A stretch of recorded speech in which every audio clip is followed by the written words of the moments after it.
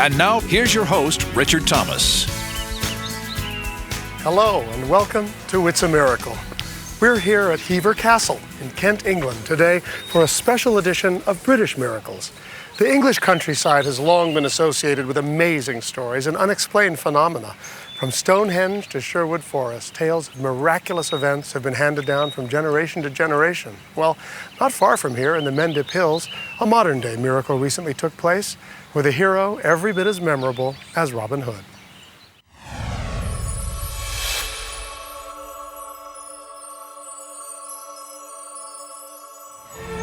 The town of Cheddar in western England gave the English-speaking world its most popular cheese. Just north of the town, the Broadway Caravan Park sits nestled against the wooded slopes of the Mendip Hills. Sam Moore is the maintenance supervisor at this summer resort for people who enjoy hiking and biking in the surrounding area. It's busy here in the summertime. There's all the families and the screaming kids. In the wintertime, when there's no one about, it's very creepy. It's like a ghost town. The only sounds you'll hear when you're outside working are the birds and the occasional lorry or car that go past, and that's about it, really. Sam's constant companion throughout the cold and lonely months of winter is his parrot, Sonny. He's a colourful, pretty bird. I think he's brilliant.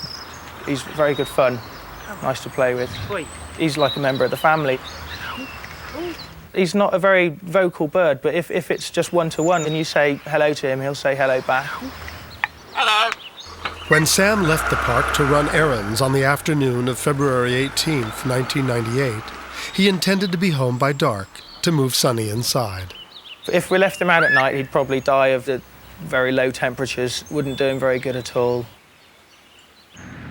That same afternoon, Richard Stone, another local resident, arrived to inspect a piece of farmland he owned 100 meters south of the caravan park.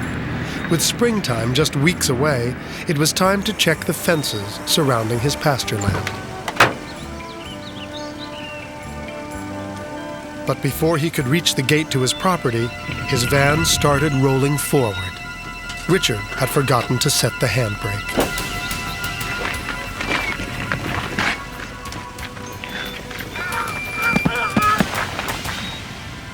Suddenly, he found himself pinned beneath the van.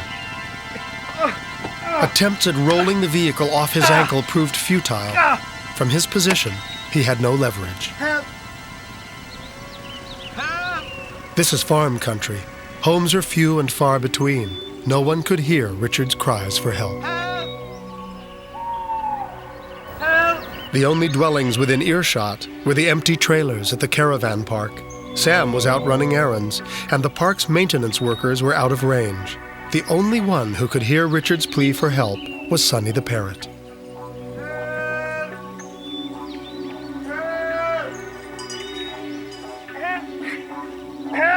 The night before had seen the mercury dip below freezing, and as evening approached, Richard knew that he would probably not survive a night in the open weather. Sonny, not normally a talkative bird, began repeating Richard's cries for help. The more desperate his cries became, the more agitated were Sonny's echoes. Anybody, help! Help! On this particular day, the first thing we heard was just squawking, really. Maintenance worker Richard Hurd was pruning a tree at the caravan park that afternoon. His workmate, Jeremy Burstow, heard the cries as well, but dismissed the parrot's screams as a plea for attention. We thought, there it goes again. You just blank off and you don't listen to it, really. This bird can be very annoying at times, yeah. For no reason, it can just go off on, say, a funny 5 minutes for no apparent reason. Ridiculous. Yeah. Something's upset him again. Wring his flaming neck sometimes. After a while, however, they realized the bird had added a new word to his vocabulary. The more we listened to it, the more we could hear what it was saying. The shrill squawk that he makes was becoming a word, and it was help, and it was a very clear help. Let's go down and check it out. They decided that Sonny might be in serious trouble. But as soon as they reached his cage, the bird became quiet. Hey, what's all the noise about? the two men felt they'd been tricked. Makes all the noise, and then when you get down here, there's nothing. Cracker's bird. To walk down the site deliberately to see him, and then to see the bird just sit looking at you, like, what are you guys doing here in my neck of the campsite? It's a typical thing for him to do. Very irritating. They were about to return to work, when suddenly... Hey, shh. Can you hear that? Yeah, can now. Some sound helps. Look. The voice alarmed us. It was definitely someone, not joking, someone in distress.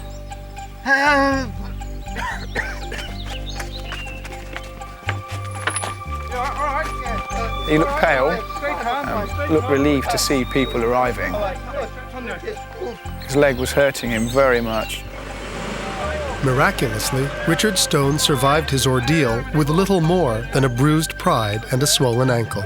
But if it wasn't for Sonny, it could have been much worse. And I don't think he could have withstood it for much longer by the sound of his voice. There's every chance he may not survive the night. It was a winter night, so pretty dangerous situation to be in. It could have killed him. I mean, he saved my life. Yeah, I'm glad he did. The next day, Richard was well enough to visit the caravan park with a special gift for his savior. Yeah, go ahead. Grapes. Hello, Sonny. But Richard isn't the only one impressed by this remarkable bird. I've heard of other animal and pet rescue stories, but it's the first time I've heard of a parrot saving anybody's life. I definitely think there could be a miracle here. God's hand and all that. I'm not really an expert on miracles, but Sonny was very special that day. Considering he's so quiet ordinarily, to do what he did was out of the ordinary, unbelievable really. Well, it's time to speak to the hero himself. So joining us now from the Broadway Caravan Park are Sonny and Sam. Welcome to It's a Miracle. Hello, Richard, and hello from Sonny as well. He won't say hello himself? I guess he's a bird of few words. He's got a very wide vocabulary, but I'm not sure he's going to say anything just yet. Not even hello? Say something, Sonny. Hello. Hello. A little dance, maybe. Well, luckily for Richard Stone, he wasn't always so tight-lipped. He has nothing at all to say about what happened.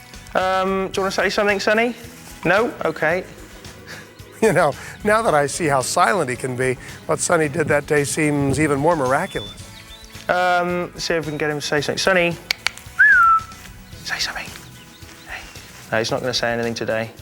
That's okay. He said enough when it counted. Thank you both for joining us today. Thank you. Bye-bye. Do you want to say goodbye, Sonny?